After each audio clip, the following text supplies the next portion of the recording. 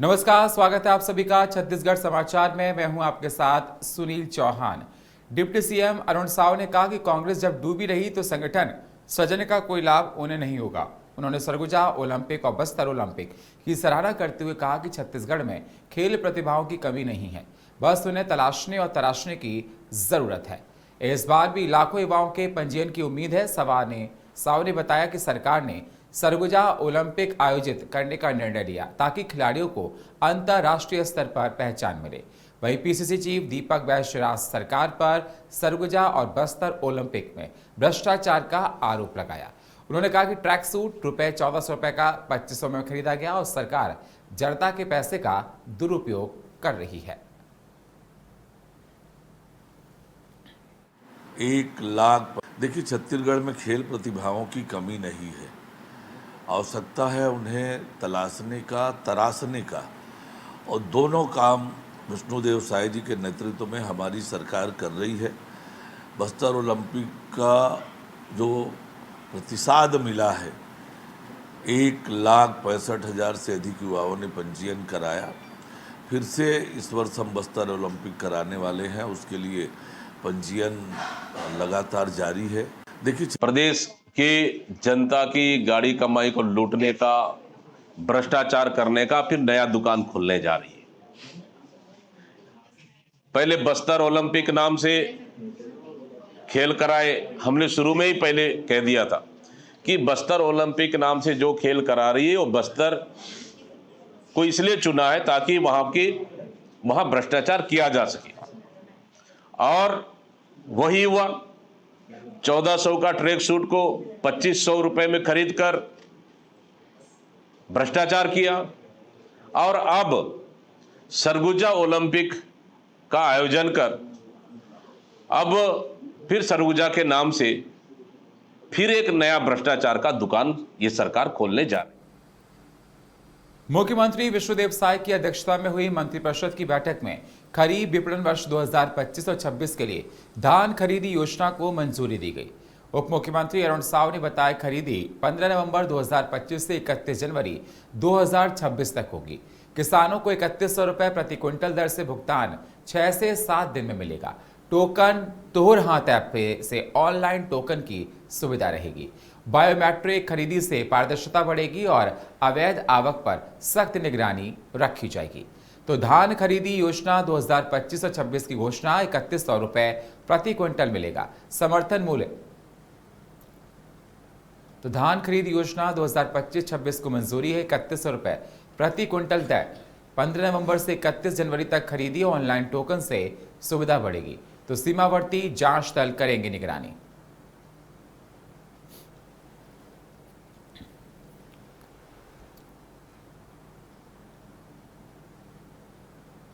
तो धान खरीदी योजना 2025 और 26 को मंजूरी 3100 रुपए प्रति क्विंटल दर तय की गई है। 15 नवंबर से 31 जनवरी तक खरीदी होगी। ऑनलाइन टोकन से सुविधा को बढ़ाया जाएगा। बैठक में फैसला लिया गया, सीमावर्ती जांच दल इसकी निगरानी करेंगे। तो धान खरीदी योजना 2025 और 26 की घोषणा की गई है। 3100 रुपए प्रति क्विंटल समर्थन मूल्य मिलेगा। बेमेतरा नगर पालिका क्षेत्र के सिग्नल चौक में बने भव्य अटल परिसर का लोकार्पण मुख्यमंत्री विष्णुदेव साय ने किया। इस अवसर पर सांसद विजय बघेल, पूर्व संसदीय सचिव लाभचंद बाफना, पूर्व विधायक अवधेश सिंह चंदेल और नगर पालिका अध्यक्ष विजय सिंह सहित कई जनप्रतिनिधि उपस्थित रहे। मुख्यमंत्री ने पूर्व प्रधानमंत्री अटल बिहारी वाजपेयी के तेल चित्र पर पुष्प अर्पित कर श्रद्धांजलि अर्पित की। उन्होंने कहा कि प्रदेश के हर नगर में अटल परिसर स्थापित किए जा रहे हैं। मुख्यमंत्री ने कहा कि अटल जी का योगदान देश की राजनीति, गांव और किसानों की प्रगति में अविस्मरणीय है। सीएम साय ने किया भव्य अटल परिसर का लोकार्पण बेमेतरा में, और बेमेतरा में अटल परिसर का भव्य लोकार्पण किया गया। मुख्यमंत्री विष्णुदेव साय ने किया है उद्घाटन। अटल जी के योगदान को याद किया गया। सिग्नल चौक पर नई पहचान बनी है अटल परिसर में। तो जन प्रतिनिधियों की मौजूदगी में एक कार्यक्रम का आयोजन किया गया। हर नगर में बनेगा अटल परिसर।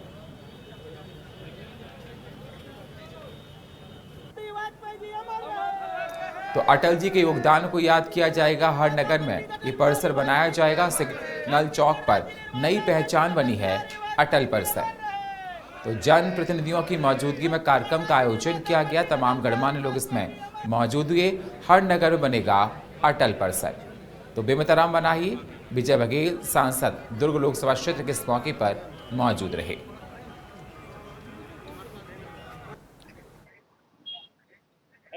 छत्तीसगढ़ को देने वाले श्रद्धेय अटल बिहारी वाजपेयी जी जो पूर्व प्रधानमंत्री, उनकी प्रतिमा लगाकर उनको आज हमने श्रद्धांजलि दी है। और 25 साल रजत जयंती के 25 वर्ष पूरा होने पर उन्हें श्रद्धा सुमन करके हर शहर में ये आदमकद प्रतिमा लगे, उसके लिए हमारे नगरीय निकाय मंत्री और उप मुख्यमंत्री माननीय अरुण साव ने जो संकल्प लिया है, उसका एक प्रतीक यहाँ बेमेतरा के इस ऐतिहासिक और जो हृदय स्थल है उस चौक में उनका लोकार्पण भी आज माननीय मुख्यमंत्री से हाथों हुआ है। और छत्तीसगढ़ राज्य के निर्माता श्रद्धेय अटल बिहारी वाजपेयी जी का आज बेमेतरा जिला को एक बहुत बड़ी सौगात मिला है। उनके मूर्ति का आज अनावरण चौक का यहाँ पर अटल परिसर का आज माननीय हमारे प्रदेश के मुखिया विष्णुदेव साय जी और हमारे डिप्टी सीएम अरुण साव जी के विधायक, यहाँ के सांसद, सभी नेतागणों के कर कमलों से आज अनावरण हुआ है। निश्चित ही प्रदेश के जो निर्माता है अटल बिहारी जी, निश्चित यहाँ के लोग आएंगे और देखेंगे। जब जब यहाँ पर आएंगे लोग छत्तीसगढ़ राज्य के निर्माता को हम याद करेंगे, स्मरण करेंगे। मैं भावपूर्ण श्रद्धांजलि अर्पित करता हूँ श्रद्धेय अटल बिहारी वाजपेयी जी को। इंडियन मोबाइल कांग्रेस पर छत्तीसगढ़ के वित्त मंत्री ओपी चौधरी ने एक बयान दिया है, जिसमें उन्होंने कहा कि दिल्ली में पीएम मोदी द्वारा इंडियन मोबाइल कांग्रेस का उद्घाटन किया गया। इसमें मैंने सीएम की ओर से प्रतिनिधित्व करते हुए प्रमुखता के साथ जो विषय उठाया वो मोबाइल टावर का है। साथ ही मोबाइल टावरों के लिए मानदंडों को सरल बनाने की आवश्यकता पर प्रकाश डाला गया। विशेष रूप से छत्तीसगढ़ के बस्तर और सरगुजा जैसे दूरस्थ और कम आबादी वाले क्षेत्रों में जो 44% वन हैं, जिस प्रदेश ने अपने क्षेत्र के 44% इलाके को जंगल के रूप में संरक्षित रखा है, वहां पर कम जनसंख्या है। दूसरा, जो वामपंथी उग्रवाद की लड़ाई पूरे देश के लिए हमारा छत्तीसगढ़ लड़ रहा, ऐसी लड़ाई जो देश की आंतरिक सुरक्षा के लिए सबसे बड़ा खतरा मानी जाती रही है, उस पर भी मैंने प्रकाश डाला है। तो इंडियन मोबाइल कांग्रेस पर वित्त मंत्री का बयान आया है। तो रायपुर में पीएम मोदी ने किया है इंडियन मोबाइल कांग्रेस का उद्घाटन। वित्त मंत्री ओपी चौधरी ने सीएम की ओर से प्रतिनिधित्व किया है। मोबाइल टावर का मुद्दा प्रमुखता से उठाया गया। वित्त मंत्री ने उग्रवाद पर भी प्रकाश डाला है। उन गांवों की दृष्टि से कि इंडियन मोबाइल कांग्रेस का आयोजन दिल्ली में नरेंद्र मोदी जी की सरकार द्वारा किया गया। उन्होंने ही स्वयं इनॉग्रेट किया और इसमें हमने सबसे प्रमुखता के साथ मुख्यमंत्री जी की ओर से प्रतिनिधित्व करते हुए मैंने जो विषय उठाया वो मोबाइल टावर का है। मोबाइल टावर के लिए जो भी नॉर्म्स हैं उसमें सरलीकरण की मैंने बात कही। विशेष करके हमारे बस्तर, सरगुजा जैसे अंचल हैं और मैदानी छत्तीसगढ़ के जो दूरस्थ क्षेत्र हैं उन गांवों की दृष्टि से कि हमारा छत्तीसगढ़ 44% जंगल को ओन करता है और इससे ऑक्सीजन जो निकलता है उसे हम छत्तीसगढ़ के लोग ही नहीं लेते हैं, पूरे भारत, पूरी धरती के लोग लेते हैं। तो जिस प्रदेश ने 44% अपने क्षेत्र को जंगल के रूप में सुरक्षित रखा है। मंत्री केदार कश्यप ने कांग्रेस के संगठन सृजन अभियान पर टिप्पणी करते हुए कहा कि कांग्रेस में एकता नहीं है। उन्होंने सुझाव दिया कि हर जिले में 4 से 5 जिला अध्यक्ष नियुक्त किए जाएं और भूपेश बघेल, दीपक बैश तथा अन्य नेताओं की अलग अलग कमेटी बनाई जाए। कश्यप ने कहा कि किसान हित में उनकी सरकार लगातार काम कर रही है। धान का एमएसपी और 2 साल का बोनस किसानों को तुरंत दिया जा रहा है। तो रायपुर में केदार कश्यप ने कांग्रेस संगठन सृजन पर तंज कसा है। हर जिले में 4 से 5 जिला अध्यक्ष नियुक्त करने का सुझाव है। भूपेश बैच की अलग कमेटी बनाने की सलाह दी गई है। कांग्रेस में एकता की कमी पर टिप्पणी की गई। किसानों को एमएसपी और 2 साल का बोनस दिया गया। तो सरकार ने किसान हित में लगातार कदम उठाए हैं। वर्ष किसी भी प्रकार का कोई घोटाला नहीं है और विगत वर्ष जो है रिकॉर्ड धान की खरीदी हुई, लगभग 149 लाख मीट्रिक टन धान की खरीदी हमारी सरकार ने ली है और किसानों के लिए इतना बड़ा फैसला और पिछली बार जिस तरीके से धान खरीदी को लेकर के इतना बड़ा इनिशिएटिव लिया गया और स्वाभाविक है एक पहली बार इतनी बड़ी खरीदी होती है तो कहीं ना कहीं से उसमें मामला तो आता है, लेकिन कोई ऐसा भ्रष्टाचार की छत्तीसगढ़ में आरएसएस से जुड़े संगठन भारतीय किसान संघ ने सरकार के खिलाफ बड़ा आंदोलन छेड़ने की चेतावनी दी है। संघ ने सरकार के सामने 9 सूत्री मांगे रखी, लेकिन उनका कोई समाधान नहीं हुआ। किसान संघ ने साफ कहा कि अगर मांगे पूरी नहीं हुई तो 13 अक्टूबर को मुख्यमंत्री निवास पर घेराव किया जाएगा। संघ ने कहा कि पहले हमने अपनी मांगे सरकार के सामने रखी, लेकिन उस पर कोई विचार नहीं किया गया, इसलिए अब चुप नहीं रहेंगे। आंदोलन किसानों के अधिकार और हितों की रक्षा के लिए किया जाएगा, जिस पर प्रतिक्रिया देते हुए पीसीसी चीफ दीपक वैश्य ने भारतीय किसान संघ के प्रदर्शन में अपना समर्थन दिया। उन्होंने कहा कि पूरे प्रदेश में किसान नाराज है, प्रदेश के सभी वर्ग नाराज हैं। राज्य सरकार से किसानों के हित को लेकर आरएसएस संघ से जुड़े भारतीय किसान संघ का विरोध प्रदर्शन करना मतलब भारतीय जनता पार्टी के अंदर ठीक ठाक नहीं चल रहा। तो रायपुर में छत्तीसगढ़ भारतीय किसान संघ की सरकार पर चेतावनी 9 सूत्री मांगों को लेकर अनदेखा किया गया। 13 अक्टूबर को मुख्यमंत्री निवास का घेराव हुआ। किसानों ने आंदोलन को चेतावनी दी है। कांग्रेस प्रदेश अध्यक्ष ने किया है समर्थन। सरकार पर दबाव बनाने की रणनीति है। किसानों के हितों की रक्षा के लिए आंदोलन होगा। तो भारतीय किसान संघ की सरकार पर चेतावनी की बात कही गई। 9 सूत्री मांगों को लेकर अनदेखा किया गया है। 13 अक्टूबर को मुख्यमंत्री निवास का घेराव किया गया है।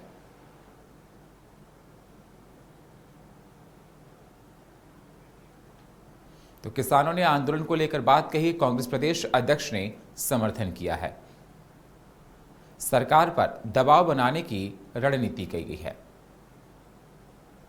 तो किसानों के हितों की रक्षा के लिए ये आंदोलन होगा।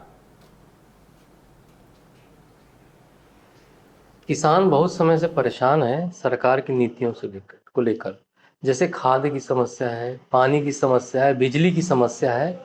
उन विषयों को लेकर किसान बार बार सरकार से आग्रह कर रहा है। तहसीलों में, जिलों में भारतीय किसान संघ ने ज्ञापन दिया, पर सरकार के पास कहीं भी सुनवाई नहीं हो रही है। तो भारतीय किसान संघ एक नारे के साथ अब आंदोलन के लिए उतरा है। 13 अक्टूबर को मुख्यमंत्री निवास का घेराव करेगा और नारा देगा, अब नहीं सहिबो, अपन अधिकार लेके रहिबो। अगर बिल्कुल निश्चित रूप से कि अगर मतलब पूरे प्रदेश में किसान तो इस सरकार से नाराज है ही है। सिर्फ एक वर्ग की बात कर रहा हूं ना मैं, सिर्फ किसान का। आपने पूछा किसान, तो मैं किसान की बात कर रहा हूं। बाकी तो पूरे प्रदेश के तो पूरे वर्ग ही नाराज हैं। अगर किसान को डीएपी नहीं मिलता है, किसानों को यूरिया नहीं मिलता है, किसानों को समय पे धान खरीदी नहीं होती है, किसानों का धान का उठाव नहीं होता है, और किसानों को केंद्र के पूरी समर्थन मूल्य की राशि नहीं मिल रही है। खबर जांजगीर से है। चांपा जिले के बमडीनी सरकारी बैंक से फर्जी तरीके से 42 लाख रुपए 78,000 निकालने के मामले में जयजयपुर विधायक और तत्कालीन बैंक मैनेजर बालेश्वर साहू और गौतम राठौर के खिलाफ एफआईआर दर्ज की गई है। मामला सामने आने के बाद भाजपा नेताओं ने एसपी को ज्ञापन सौंपकर दोनों की गिरफ्तारी की मांग की है। वहीं एक किसान ने प्रेस कॉन्फ्रेंस में बालेश्वर साहू पर धमकी देने का आरोप लगाते हुए धमकी का ऑडियो प्रस्तुत किया है और अपने परिवार की सुरक्षा मांगी है। पुलिस ने विवेचना के लिए विधायक बालेश्वर साहू को नोटिस जारी किया है। तो जांजगीर में चांपा विधायक बालेश्वर साहू पर गंभीर आरोप है। सरकारी बैंक से 42,78,000 की निकासी का मामला है।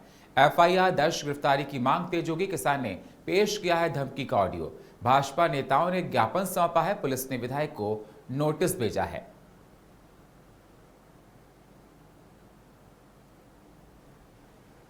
तो भाजपा नेताओं ने सौंपा है ज्ञापन, पुलिस ने विधायकों को नोटिस भी भेजा है।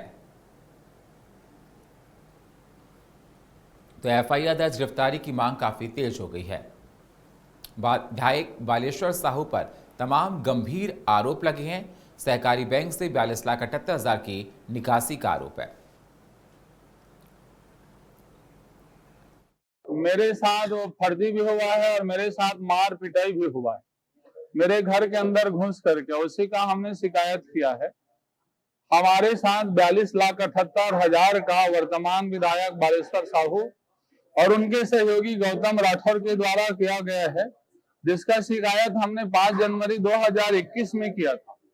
तो शिकायत के बाद में 22 जनवरी 2021 को बालेश्वर साहू, गौतम राठौर और इनके सहयोगी 50-60 लोग मिल करके हमारे घर में आक्रमण कर दिए। FIR हुआ है, उसी के बाद में बालेश्वर का एक और धमकी आया है, जिसमें उन्होंने हमको मारने का, जान से मारने का धमकी भी दिया है हमारे सहयोगी को, और ये भी बोला है हमारी माँ बहन को गाली दिया है और इसकी संपत्ति को मैं ही खाऊंगा। थाना चापा में जो धोखाधड़ी का मामला पंजीबद्ध किया गया, उसमें बालेश्वर को नोटिस भेजा गया था, जो घर में उपस्थित नहीं मिला है, तो उसके घर वालों को नोटिस तामील की गई है और आगे की जांच की जा रही है। थाना चापा में जो धोखाधड़ी का मामला पंजीबद्ध किया गया, उसमें तो जांजगीर में डकैती मामले के आरोपी NSUI नगर अध्यक्ष जितेंद्र धनखड़ की गिरफ्तारी को लेकर राजनीति गर्मा गई है। बीजेपी नेता नवीन मार्कंडे के बयान के बाद विधायक व्यास कश्यप दिनकर ने बचाव में उतर आए हैं। उन्होंने कहा कि जितेंद्र को गलत तरीके से फंसाया गया है, वह डकैती में शामिल नहीं था। विधायक ने बताया कि दिनकर सिर्फ 2 साल पहले एक पिस्टल बेचने वालों के साथ गया था। उन्होंने सिटी कोतवाली पुलिस की जांच पर सवाल उठाते हुए न्यायिक जांच की मांग की है। तो NSUI नगर अध्यक्ष की गिरफ्तारी पर बवाल है। जांजगीर चांपा जांजगीर में डकैती केस पर सियासी बवाल है। NSUI नगर अध्यक्ष की गिरफ्तारी पर विवाद देखने को मिला। विधायक व्यास कश्यप ने किया है बचाव।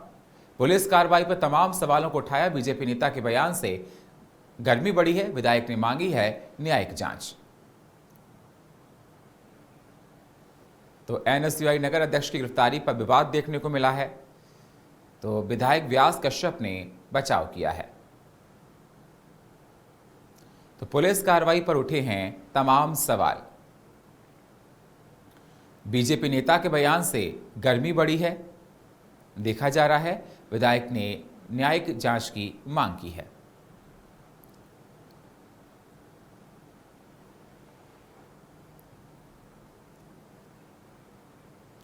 तो जांजगीर में डकैती केस पर सियासी बवाल देखने को मिला है। NSUI नगर अध्यक्ष की गिरफ्तारी पर विवाद किया गया है,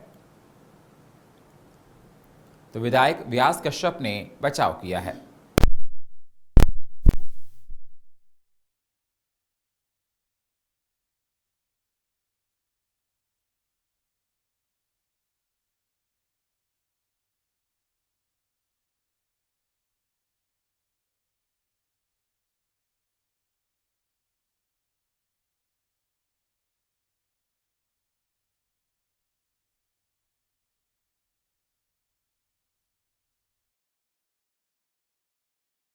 और आज ही जितेंद्र के पिताजी ने आकर पुलिस प्रशासन और मेरे को भी एक ज्ञापन सौंपा है कि जो घटना घटी हुई है, जिसको डकैती का प्रकरण बताया जा रहा है, उन्होंने न्यायिक जांच की बात कही है ताकि घटना का वास्तविकता पता चल जाए, निरपराधी उसमें पीछे नहीं, निष्पक्ष ढंग से किसी भी रिटायर्ड जज साहब से उस प्रकरण की, यानी कि डकैती के विषय को लेकर जांच होनी चाहिए।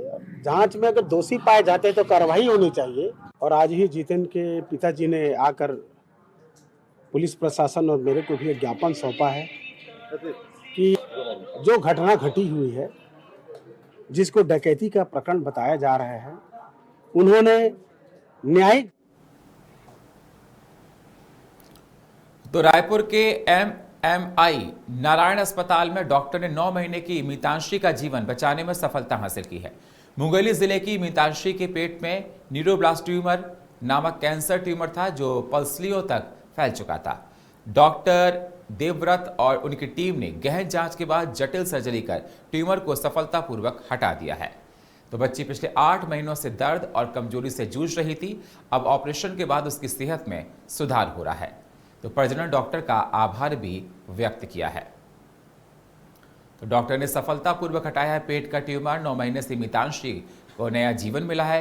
रायपुर में चिकित्सा चमत्कार देखने को मिला। 9 महीने की मीतांशी को अब नया जीवन मिला। डॉक्टर देवव्रत ने यह सफल ऑपरेशन किया। पेट से निकाल का गया है कैंसर ट्यूमर और MMI नारायण अस्पताल की बड़ी उपलब्धि देखी जा रही है। तो डॉक्टर देवव्रत ने किया है सफल ऑपरेशन, आपको बता दें। और ये 9 महीने से बच्ची परेशान थी कैंसर को लेकर, अब उसमें पेट से ये ट्यूमर निकाला है। तो MMI नारायण अस्पताल की बड़ी उपलब्धि है, पर जिन्होंने जताया है डॉक्टर के प्रति आभार। तो रायपुर में चिकित्सा चमत्कार देखने को मिला है। तो डॉक्टर ने सफलतापूर्वक हटाया है पेट का ट्यूमर। उन लोगों में की जाती है जिनके पेरेंट्स में या सिस्टर्स में कैंसर मिलता है। सेकंड जो कारण है वो एनवायरनमेंट में, एनवायरमेंटल फैक्टर्स हैं जो हम एनवायरनमेंट से लेते हैं, जैसे स्मोकिंग है, टोबैको है, हमारी जो खान पान की आदतें हैं, जो हमारी एक्सरसाइज की आदतें हैं, ये सब एनवायरमेंटल फैक्टर्स में आती है। ठीक है, तो टोबैको, स्मोकिंग, एवरीबॉडी नोज कि इससे कैंसर होता है, उसको बंद करना है। आजकल सेडेंटरी लाइफस्टाइल बहुत बढ़ गई है, लेक ऑफ एक्सरसाइज बहुत है, क्योंकि हम लोग ऐसा साइकिल में या फिर वॉक करके तो कहीं जाते नहीं है। तो उसके लिए रेगुलर एक्सरसाइज जरूरी है, लगभग सप्ताह में 2 से 3 घंटे का एक मॉडरेट एक्सरसाइज। दुर्ग के मोहन नगर थाना क्षेत्र में पुलिस ने नाबालिग को जबरदस्ती व देह व्यापार में धकेलने के मामले में खुलासा किया है। पीड़िता मध्य प्रदेश की रहने वाली नवरात्रि में मेहर दर्शन करने गई थी, जहां कटनी स्टेशन पर आरोपी महिला से मिली है। दुर्ग बुलाकर उसके घर में बंधक बनाकर आपत्तिजनक तस्वीरें खींची गई और अवैध संबंध के लिए मजबूर किया गया।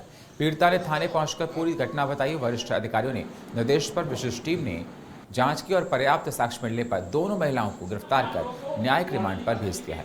आरोपियों के खिलाफ तमाम धाराओं में FIR दर्ज कर आगे कार्रवाई जारी है। मोहन नगर थाने में प्रार्थिया ने आकर के रिपोर्ट दर्ज कराया कि उसको जब वो नवरात्रि के मेले में घूमने गई थी मैहर, वहां से कटनी आते समय एक जान पहचान हो गया, तो अपने साथ वो दुर्ग ले आए और उसके साथ जबरदस्ती वो देह व्यापार में धकेलना बताई और उसको किडनैप करके रखना बताई। बच्ची नाबालिग थी, जिस पर पॉक्सो एक्ट के तहत और देह व्यापार अधिनियम के तहत, अवैध देह व्यापार अधिनियम के तहत कार्रवाई की गई है। 2 संदेही आरोपियों को गिरफ्तार कर माननीय न्यायालय में पेश कर दी। बेमेतरा जिला अस्पताल में सुरक्षा गार्ड आनंद वर्मा मुड़वार में फांसी लगाकर आत्महत्या कर ली है। आनंद पिछले 2 से 3 वर्षों से अस्पताल में सुरक्षा गार्ड के रूप में तैनात था। घटना से अस्पताल परिसर में सनसनी फैल गई। मामला बेमेतरा सिटी कोतवाली के अंतर्गत दर्ज किया गया है। अस्पताल में सुरक्षा गार्ड ने फांसी लगाकर आत्महत्या कर ली है।